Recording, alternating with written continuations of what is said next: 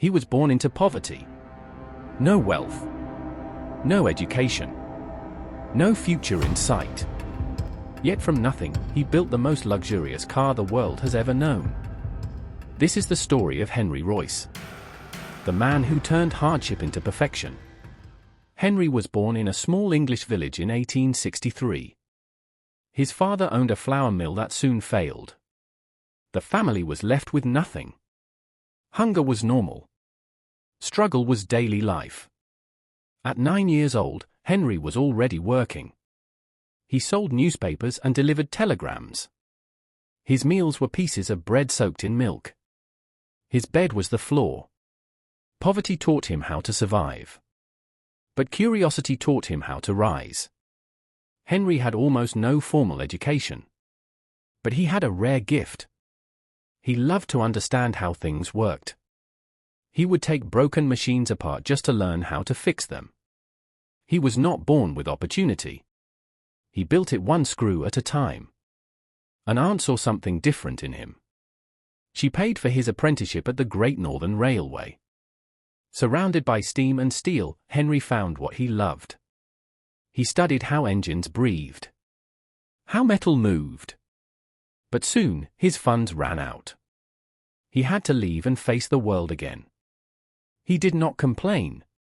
He started repairing small electrical items in his tiny room. He worked long nights under candlelight. When something broke, he fixed it better than before. Every repair was a lesson. Every mistake was a step forward. He had no teacher but experience. No degree but dedication. In 1884, Henry saved £20. With that small amount, he started his own company. He built simple electrical devices. It was not easy. Sometimes there was no food. Sometimes there were no orders. But he refused to lower his standards. If something was not perfect, it did not leave his hands. He was building more than products.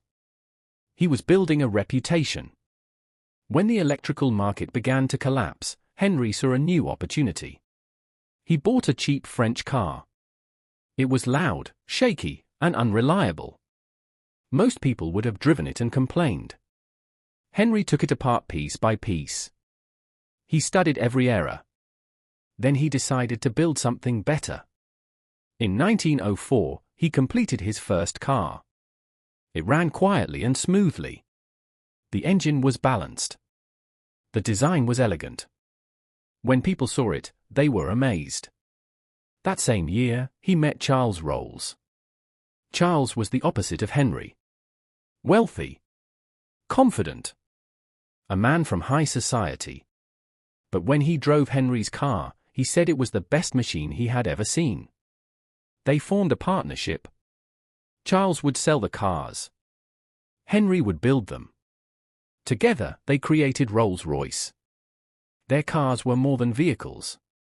They were moving pieces of art. Every part was designed for silence, balance, and power. A glass of water could sit on the engine without spilling a drop.